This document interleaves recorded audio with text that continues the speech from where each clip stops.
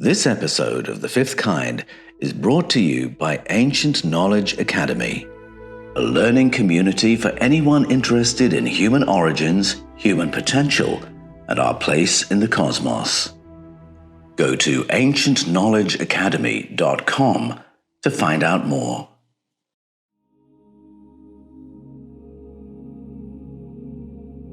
The Himalayas, the rooftop of the world, spanning the territories of China, India, Nepal, Bhutan, Pakistan, and Afghanistan.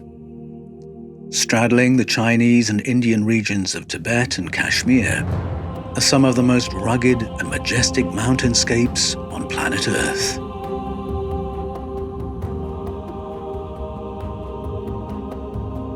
This forbidding terrain provides the perfect place of seclusion for communities of monks and pilgrims, practitioners of ancient pathways of enlightenment. I've had the privilege of traveling all around the world to some incredible places, but I have to say that horse trekking as a boy in the foothills of the Himalayas has to be one of the highlights of my life so far. Kashmir is absolutely stunning country, and I can see why it's disputed over. Quite aside from the religious and geopolitical differences, it is absolutely beautiful country, ethnically diverse, fertile, spectacular. And it's a part of the world with very deep history. In the deep history of Kashmir are narratives which point to a controversial revision of our understanding of one of history's most significant and enigmatic figures, Jesus of Nazareth.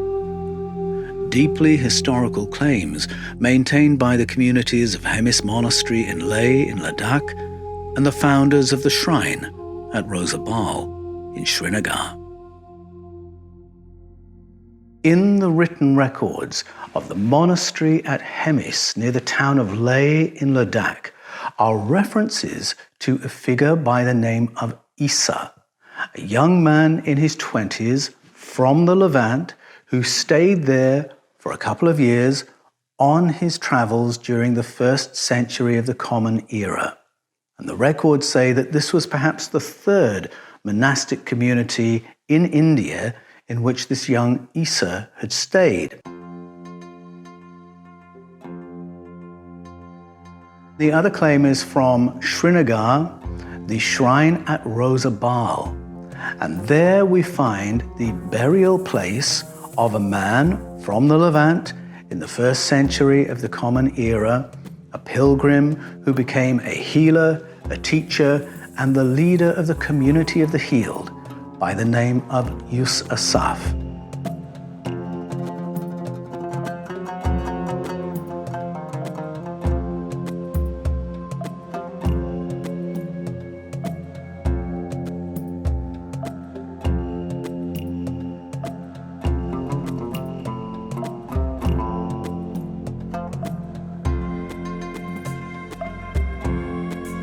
And he's buried there in an interesting fashion because it's not done according to local custom, but according to ancient Jewish custom, with the body facing from west to east. And the story goes that he lived in this community until the age of 80, when he died of old age. The other interesting detail there is that there is a bronze relief giving more information about who this Yuz Asaf may have been. So not only was he from the Levant at the same time period as Jesus, but the bronze relief shows through the markings in the feet that this was a man who had survived a Roman crucifixion. Now, it's not physical proof of anything, it's a narrative tradition, but again, it sounds some very familiar notes.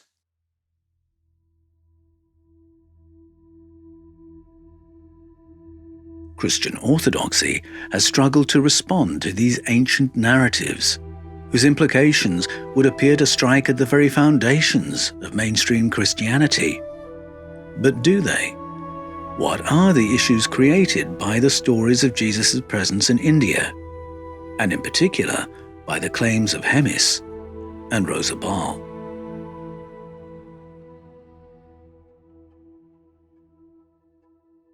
The Hemis story doesn't conflict in any way with the canonical Orthodox stories about Jesus, because there is that huge missing section in the story of Jesus' life. The challenge is really to the authority of the church, because the church really wants to be the single sole repository of all reliable information about Jesus. It speaks for Jesus in the world. And the church is uncomfortable with other communities and other countries belonging to other cultures saying, oh, well, we know some other things about Jesus. That's really not allowed, because it is a challenge to the monopoly that the church wants to have on the histories and stories of Jesus of Nazareth.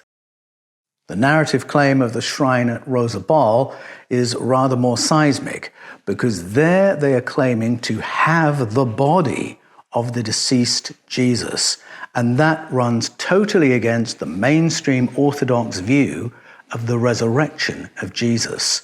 And for a long time, Christianity has run on the proposition that the credibility of Jesus as a teacher and a savior and the divine Son of God rests upon the historicity of his resurrection.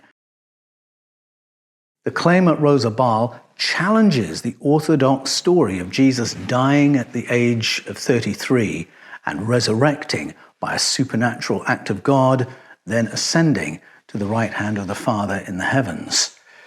Those narratives conflict with one another. Both cannot be true.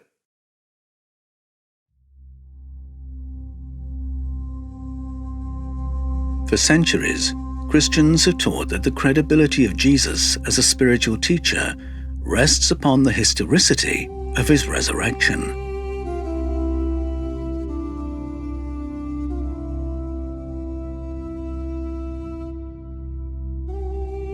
The stories of Jesus' later life in India and his death in Kashmir at the age of 80 would appear to be incompatible with the traditional Christian understanding of his resurrection.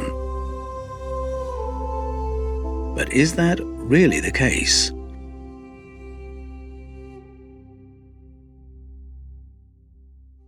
It really depends what you mean by resurrection, because at the beginning of Christianity, resurrection meant more than one thing, and not all Christian believers believed the same thing about the resurrection of Jesus. So if you go to the writings of the Apostle Paul, for instance, when he talks about the resurrection body in 1 Corinthians 15, he's talking about the nature of Jesus' resurrection and what should our expectations be concerning life after death. So also is the resurrection of the dead. It is sown in corruption, it is raised in incorruption. It is sown in dishonor, it is raised in glory. It is sown in weakness, it is raised in power. It is sown a natural body, it is raised a spiritual body. There is a natural body, and there is a spiritual body. 1 Corinthians 15, 42 to 44. What Paul puts forward in 1 Corinthians 15 is really very close to the mainstream Greek view of that time, which you can find unpacked in the writings of Plato, for instance.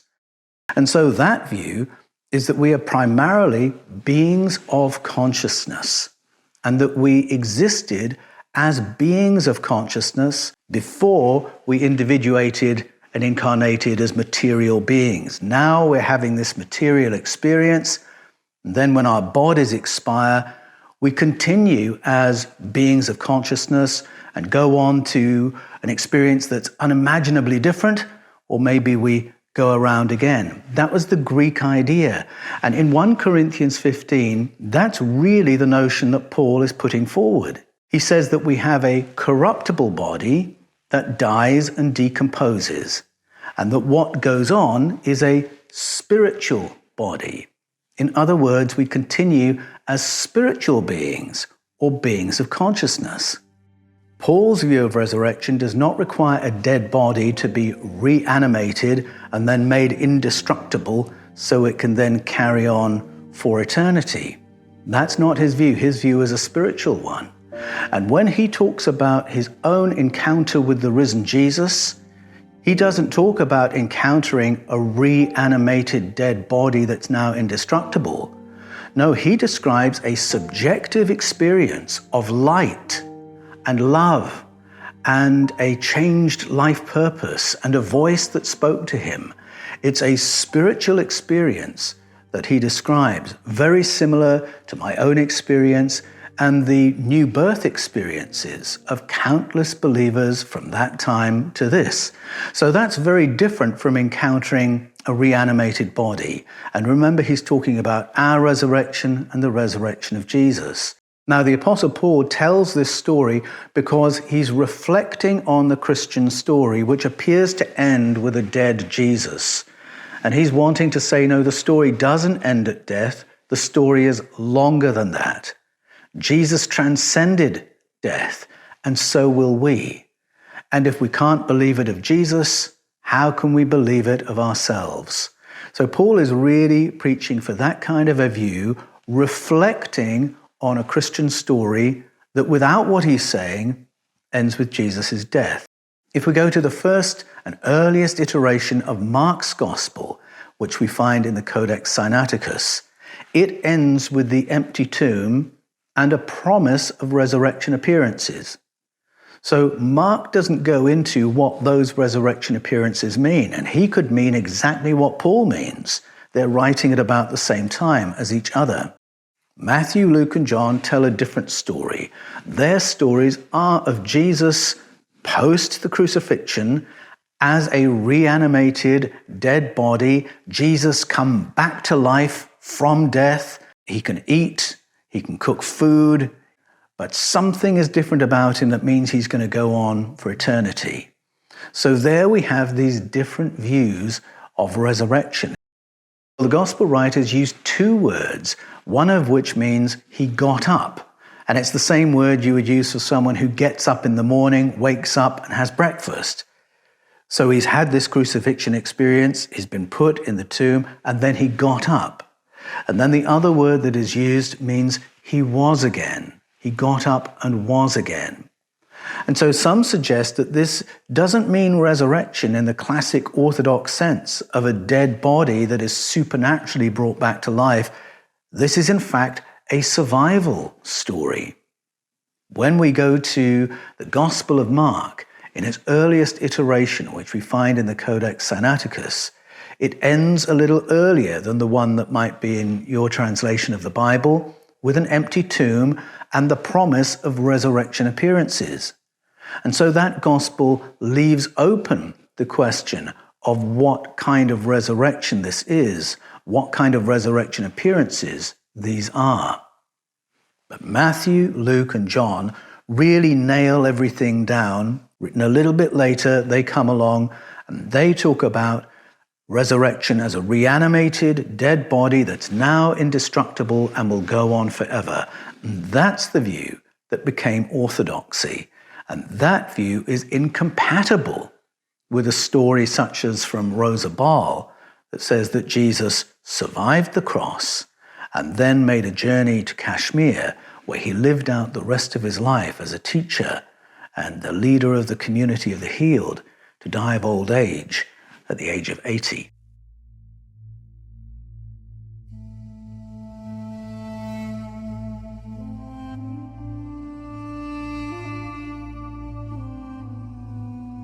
Within the tradition of Christian esoterics, some believe that hidden in plain sight within the canonical texts is another understanding of the resurrection of Jesus. Narrative hints that perhaps Jesus did not die as a result of his crucifixion, but survived and escaped. This is also the teaching of another Abrahamic religion, Islam.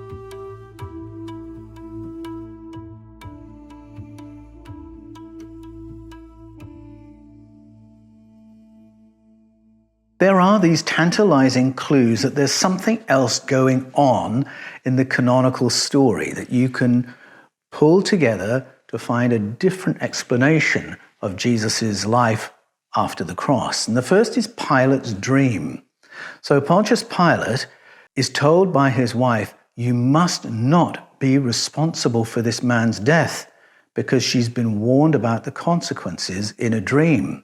And so we have Pilate who's trying to find some way out of killing Jesus. So there's one little clue.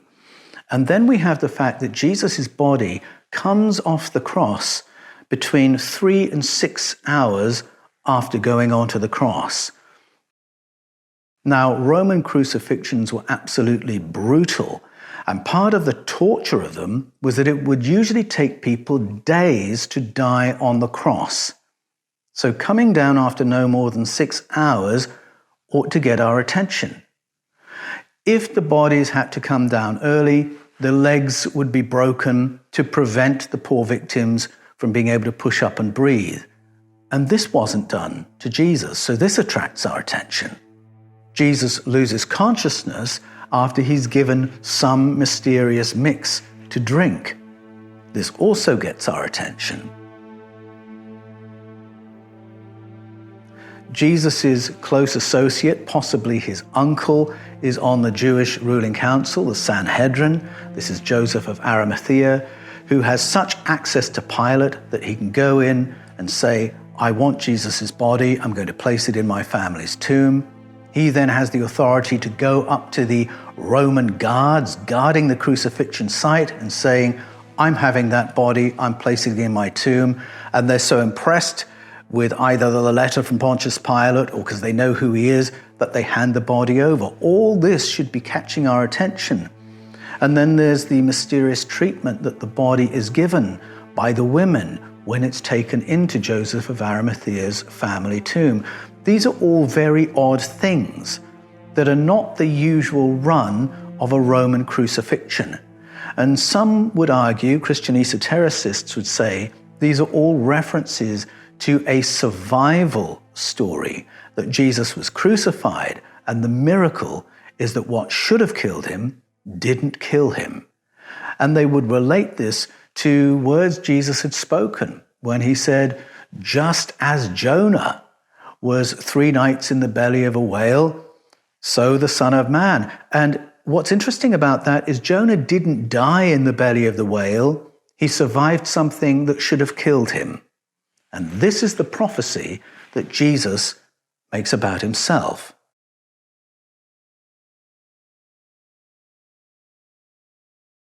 And the final clue I'd mention is that to make sure Jesus was dead, a spear is thrust into Jesus' side and blood flows out of him. And I think the gospel writer may be putting a puzzle before us. What does that mean? Do dead bodies bleed? What kind of issue of blood was this? All these details raise these questions as to whether the canonical story is a story of 1 layer or 2 layers. Is it the story of a miraculous intervention by God bringing a dead body back to life? Is it a miraculous survival of a crucifixion? And why, in the earliest testament to Christianity that we can find, in the Gospel of Thomas and the Gospel sayings of Q, is there no mention of the crucifixion and resurrection at all? Evidently, there were Christian communities for whom that was not part of the story. But how could a religion have grown up around a miracle that didn't really happen?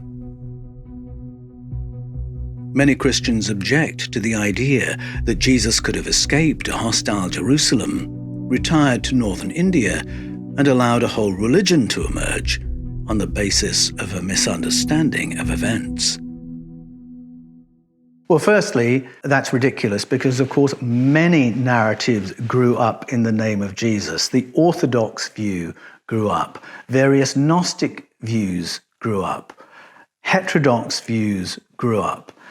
We've already seen there were various resurrection narratives that grew up. Christianity wasn't a single thing from the beginning. It was a kaleidoscope of ideas and theologies and experiences and traditions.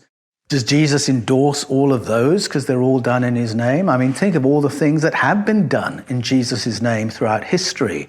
The enslavements, the misogyny, the imperial conquests. All these things have happened, but they've happened in Jesus' absence. Orthodoxy grew up in Jesus' absence. It became the imperial department of religion for the Roman Empire in Jesus' absence. The orthodoxy of the church was militarized by Emperor Theodosius in 381 of the Common Era in Jesus' absence. The canon of the New Testament was decided in Jesus' absence. You cannot point to things that emerged in Jesus' name and say, would Jesus have allowed that? He wasn't there. And you would have to apply the same logic to these questions of Jesus' resurrection. Would Jesus have allowed a false narrative of his resurrection to have grown up? Well, yes, if he wasn't there. Yes, if he was in another country. Christianity has been the construction of communities of faith and then traditions of the Roman Imperium in Jesus' absence. So I think the question really misunderstands the timeline of the formation of Christianity. Jesus didn't lay down the blueprint for an institution or for church services or for orders of bishops and archbishops and prelates or anything like that. All those things, all the traditions of Christian worship grew up in Jesus' absence. Jesus in the Gospels said, I did not come to be served, and yet a whole religion has emerged that seeks to serve Jesus. So you can see that something's gone awry in the name of Jesus. So that's how I would respond to that question.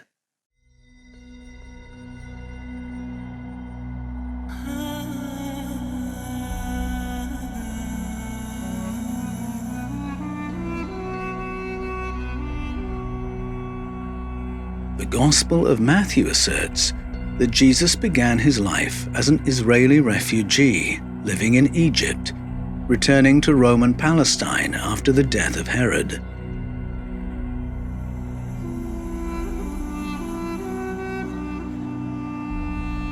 But what of Jesus' growing up years, of which we see only one moment at the age of 12 at the Jerusalem temple? What did he do with the intervening 30 years? Did he, like those who wrote for him, make himself a student of international thought? Did he follow the well-established trade routes and travel the world on his spiritual journey? How credible is it that Jesus could have traveled as far as India? International travel was relatively easy at the time of the Pax Romana. The world was so travelable that the Roman imperial army would dispatch soldiers from Italy to the very north of England, its border with Scotland, for a 2-year posting. So clearly it was easy enough to get to and from Hadrian's Wall that you'd send a soldier there for only 24 months. There were well-established trade routes from east to west, and Jerusalem was superbly placed for international travel. There was regular trade along the Red Sea, and trade across the Indian Ocean was well established. The trade routes were well established, and Jesus could easily have traveled in that way and made international forays through that 30-year missing period in his early life. So yes, it's entirely possible that Jesus could have traveled. He has a 30-year gap in his timeline. If we follow the canonical stories, that's plenty of time for him to see the world. Is it not possible that Jesus was every bit as much a scholar of world thought as were those who wrote for him? It is possible that he was as studied and well-read as somebody like the Apostle Paul, who knew Plato like the back of his hand. Jesus traveling from Jerusalem to Kashmir is entirely feasible.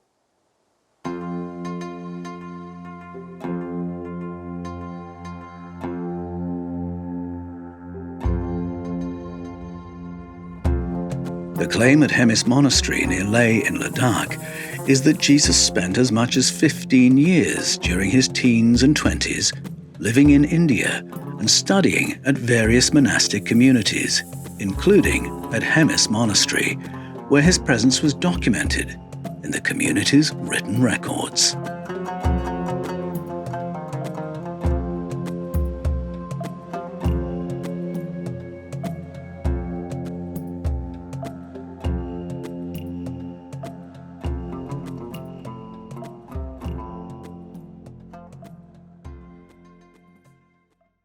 The claim at Hemis is of written records from the time of Jesus, referring to this pilgrim from the Levant, this Issa.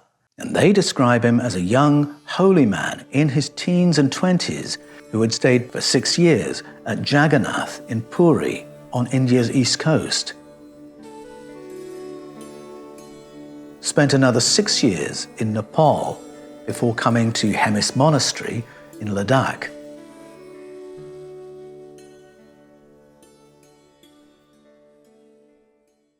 If you enjoy exploring the kind of topics that we explore on The Fifth Kind, on the Paul Wallis channel, and in my Eden series, then Ancient Knowledge Academy is the learning community for you. A learning community for people who are exploring questions of human origins, human potential, and our place in the cosmos. Ancient Knowledge Academy is an opportunity for more intentional community, more immersive learning, and a chance to connect with researchers and truth seekers from all around the world. And I will keep our feet on the ground as we explore these stretching topics. And with every subject that we bring to the courses and modules at the Academy, I will always take us to ancestral wisdom and ancient knowledge, believing that what we have in indigenous story and ancestral narratives are resources not just to understand the past, but to understand ourselves in a truer light and equip ourselves for life in the 21st century. Courses at the Academy will include all new material, audio, video, and written resources, and live face-to-face elements so that we can make this learning journey together and in real time. And the Academy enables me to connect more closely with more people who are motivated to make a paradigm-shifting journey and transform their lives. Are you ready? Ancient Knowledge Academy is a safe space where we can sound each other out, speculate, explore, knowing that we are in a supportive and encouraging environment. It's an environment where we don't all have to agree about everything in order to be connected and support each other in our learning journey. And I look forward to welcoming you to the Academy. Sign up and I'll look out for you.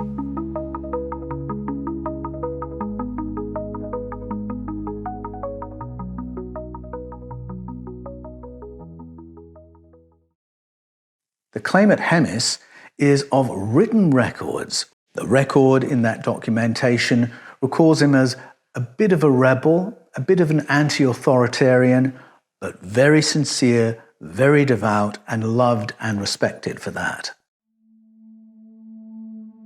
The tantalizing aspect of this story is that the written records have never been made public, yet they are not without historical witnesses. Now, this documentation in the records of Hemis has been cited by a number of people through the years. In the 1930s, Maud Gask and Elizabeth Kaspari, who were spiritual scholars, traveled to Hemis.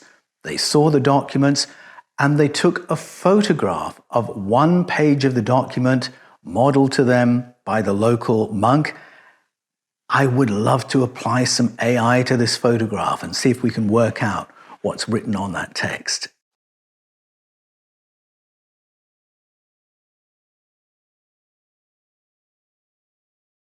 They had made that trip to see that document hot on the heels of another spiritual leader, Swami Abhedananda, who had made the trip in the 1920s.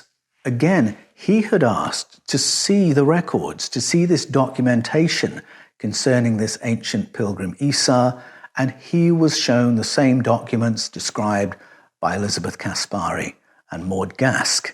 More than that, he was allowed to translate portions of what he was shown. Also in the 1920s, the Russian artist Nicholas Roerich made a visit to Hemis Monastery, and he too was shown the same documentation that had been translated by Swami Abhedananda and witnessed by Elizabeth Caspary and Maud Gask. These witnesses all confirmed what had been written and published in 1894 by Russian explorer Nicholas Notovich. Nicholas Notovich was the first scholar in modern times to bring Hemis's narratives about Issa to world attention. He translated the Hemis record and showed its correlation with Jesus' missing years, and he researched and found other Ladakhi, Punjabi, and Gujarati traditions which confirmed the Hemis narrative. Unsurprisingly, Notovich experienced significant pushback. When he showed his research to two cardinals in Rome, both strongly urged him not to publish, either out of a pastoral concern for Notovich or because the implications of his work were simply too controversial. One of the cardinals offered to buy Notovich's research in exchange for Notovich signing an NDA, promising never to speak of what he had found. Notovich politely declined. The same offer was repeated by the Russian Orthodox Metropolitan of Kiev, but once more Notovich declined and published. And he published his findings in the book La vie inconnue de Jésus Christ. The British establishment really pushed back against this narrative, and Max Müller, who was a German-born British scholar from Oxford University, he was a noted Orientalist and philologist, and he contacted a friend of his who lived in this part of India and asked her if she would go on his behalf to verify or falsify these claims made by Nicholas Notovich. Now, this was in the time of British India, and so his friend went with a delegation of British military/military police, because India was under British power at that time.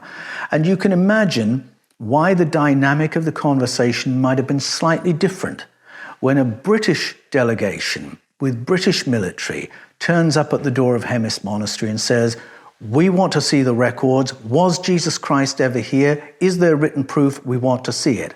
And the answer they were given was, "Oh no, there are no records of that kind here at all. And no, we don't know anything of a story of Jesus having been here. We don't remember having met Nicholas Notovich, so we can't confirm or deny that story either." It's not difficult to see why they might have been a little bit more defensive of the traditions they were maintaining when confronted with that kind of a conversation. Unfortunately, that meant that the report that went back to Max Müller was, "No, there's nothing in this," and Max Müller then, with all his authority, put that story forward, which was very damaging to Nicholas Notovich's reputation. It wasn't until later decades, when Nicholas Roerich, Swami Abhedananda, Maud Gask and Elizabeth Caspary was shown the same documents that he had seen, translated parts, and even photographed a part of it. So in the long run, Notovich's story was borne out, but he had to suffer a lot of so-called debunking and pushback in his lifetime.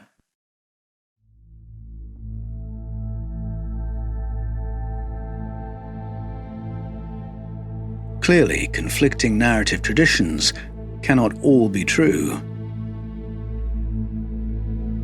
Turning to the narrative claims of the canonical Gospels, what is their credibility over and against conflicting claims from the east and west of India? I think the first thing to remember is these are all narrative claims. It's not that the Orthodox story of Jesus has all this physical evidence lining up and supporting it, and these other narrative traditions, or there's no proof for them at all. No, there's no proof for any of them. They are all just narrative traditions. Even if you go to Jerusalem and are shown, well, this is the hill where he was crucified, or you go here and they say, well, this is the place where he was born, or this was the synagogue he attended. You might be looking at physical places and artifacts, but they are all stories. They're all narrative traditions. The question is how we weigh one narrative tradition against another. Is it corroborated by others? How old is the story? And I find stories of Jesus' travel to corroborate one another, especially when we get to India and find a number of monastic communities who will corroborate one another's account that, yes, Jesus was here. Jesus was here when he was younger. Jesus was here when he was older. What we have at Hemis is a claim of contemporary documentary evidence of Jesus. Documents from the time of Jesus talking about a figure that sounds like Jesus. We don't have anything like that for the canonical Orthodox stories about Jesus. Now, I find that Christian apologists and evangelists often pull a bit of sleight of hand over this issue. Oh, yes, we say there's plenty of evidence, contemporary evidence of Jesus. I mean, think about Josephus, Suetonius, Tacitus, Pliny. The problem is, none of those were Jesus' contemporaries. Josephus was writing 2 to 3 generations after Jesus in the 1st century of the Common Era. Pliny was writing 3 to 4 generations after Jesus in the late 1st century of the Common Era. Suetonius was writing in the 2nd century of the Common Era. Tacitus was writing in the 2nd century of the Common Era, and all he's doing is reciting the emerged Christian Orthodox story that had solidified by that time. There's no one from the time of Jesus telling a story about him, unless what the monks at Hemis are saying is true, and they have a contemporary written account. That's what makes this so interesting. But what is the nature of the canonical stories of Jesus? Is it possible that the whole Jesus story is an invention, a sequence of religious tropes sewn together to purvey new religious ideas and philosophies?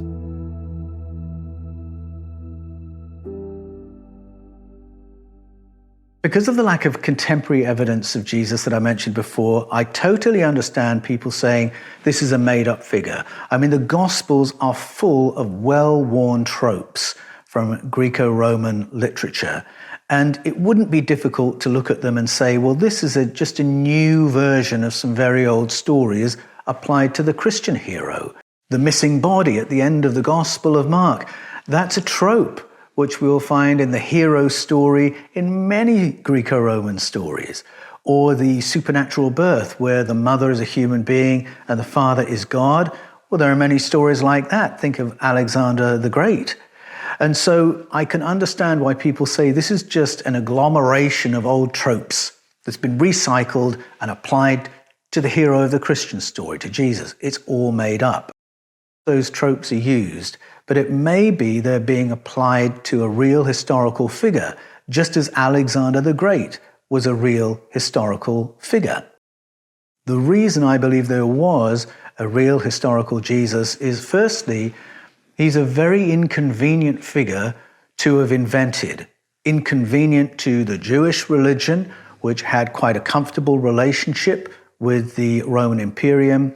Inconvenient to the easy governance of the Roman Empire if people are taking on the views of Jesus. Jesus' teachings about the money system, the tax system, leadership, feudalism, made him a very inconvenient figure to the Roman Empire, wanting an easily governed, compliant people. He's not the kind of figure you would invent. He is too inconvenient. And the distortion of the Jesus story reflects that. The fact that Jesus had to be changed and distorted in order to fit the Roman agenda, to me it suggests there was an earlier Jesus tradition that was inconvenient. I mean, an example of how it's distorted is, of course, Eusebius' story of the cross in the sky, through which Jesus endorses the violence of Constantine's armies and endorses the legitimacy of all Constantine's invasions and military campaigns, endorses him as emperor. That's clearly a distortion of the Jesus of the Gospels. Or when you find Jesus portrayed in Ravenna, Italy, in I think it's the 6th century, there's a beautiful mosaic presenting Jesus in Roman military uniform as a foot soldier. So there he's now under the authority of the Roman emperor, about to be dispatched in violent campaigns against other people's countries. It's a very, very clear distortion. You can see how the church was brought into the feudalizing structures, with the bishops being accorded this kind of senatorial rank, these grand buildings being constructed for huge, pompous displays of power, all the ranks of society represented in the processions of those religious activities. You can see the change, you can see the distortion. And I think the distortion would only have been necessary if what first emerged in the name of Jesus was inconvenient to what the empire had in mind. So for those reasons, I believe there was a real historical Jesus about whom stories were then written. Orthodox stories, heterodox stories, stories which became orthodoxy and stories which didn't, stories in the Jerusalem-Rome tradition and other stories in other parts of the world.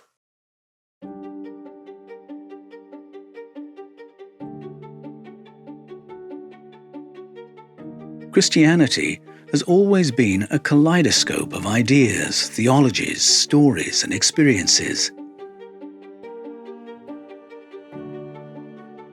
Is this a weakness in the world of religious thought, or a strength? Why has mainstream Christianity been so defensive towards these international claims concerning the life of Jesus? Christians often react to these stories, such as the Hemis story and the Roza Bal story, because it raises questions about evidence. What is the evidence for the narrative you believe over and against this other narrative with which you might be less familiar? And I think orthodoxy prefers everything to be cut and dried. Doesn't want the uncertainty of this could be true or this could be true. It wants a story that it regards as proven, unassailable, cut and dried. This is how it is. And orthodoxy doesn't want this kind of confusion. So I think that's one reason. I think another reason is that it's such a clear reminder that in the early days, Christianity was a number of different narratives. I actually find that very interesting and very empowering. I want to know what the first Christians believed. I want to know the full spectrum of it, because I think it creates very interesting and motivating avenues of study. I find there's a very strong ascension teachings tradition when we go back to the full range of Christian literature in the early days. The Gospel of Thomas, I think, is like that. The Q sayings, I think, are like that. Some of the early Gnostic literature that is at the same time as the canonical literature is like that. It's about personal evolution. It's about human potential. It's about what can life be if we understand our unity with the divine, our unity with the source. It's an invitation to explore. And I find that invitation in the canonical Gospels, such as Luke, and the non-canonical, such as Thomas. When Jesus says, the kingdom of heaven is within you, that is an invitation to explore. When he says the kingdom of heaven is at hand, that is an invitation to explore. And when you get to the root meanings of those words, and you realize kingdom could be translated realm, heavens could be translated space or the cosmos, and now we're talking about the whole cosmic realm being at hand.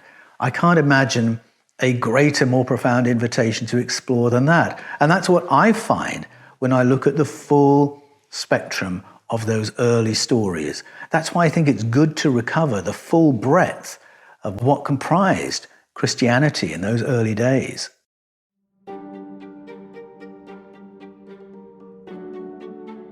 What difference does it make whether people prefer the Jerusalem-Rome narrative, which has become Christianity's mainstream, or the claims of Roza Bal in Srinagar, or the monastery of Hemis in Ladakh?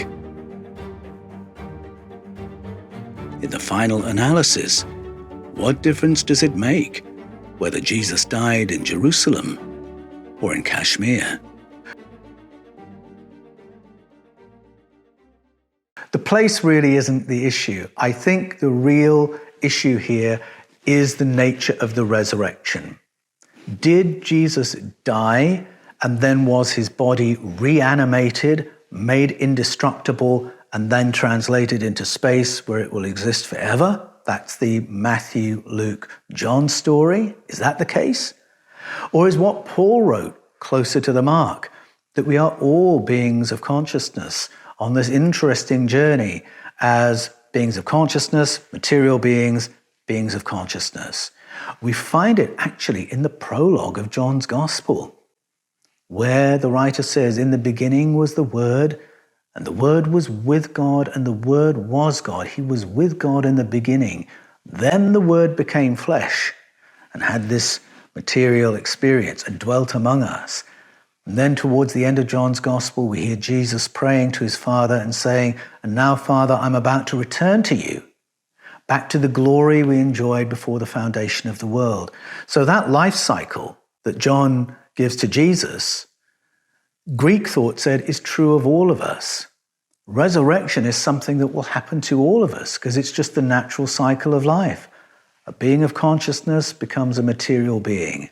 And then it's the great repose, a return to the pleroma, a return to source after this material episode concludes.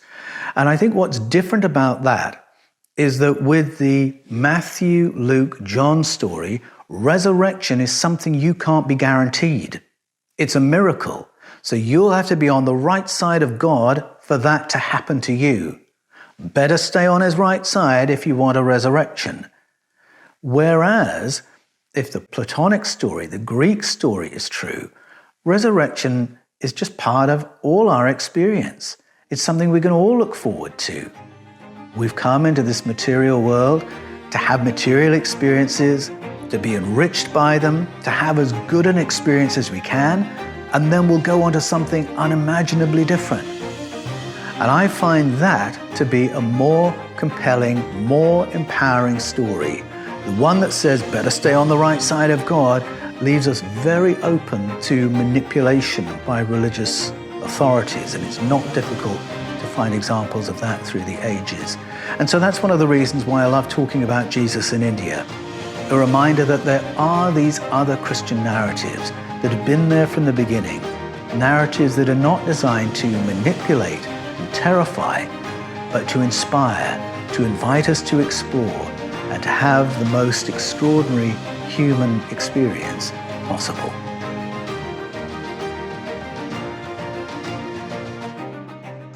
Thank you for watching The Fifth Kind.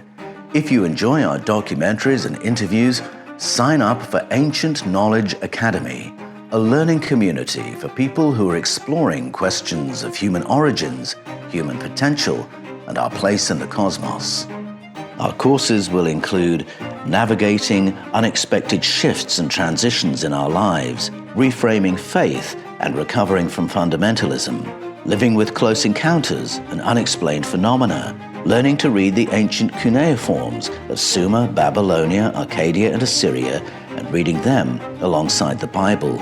A virtual tour of Van Province in Turkey, digging into stories told by Bronze Age artifacts that take us into the world of the last Ice Age, more than 10,000 years ago. 7 workshops in mindfulness and consciousness to heighten your cognitive powers, your intuitive capacity, and your capacity to manage stress. Finding the juicy bits in the works of Plato, and how to find and talk about paleo-contact in the Bible. Go to ancientknowledgeacademy.com to find out more.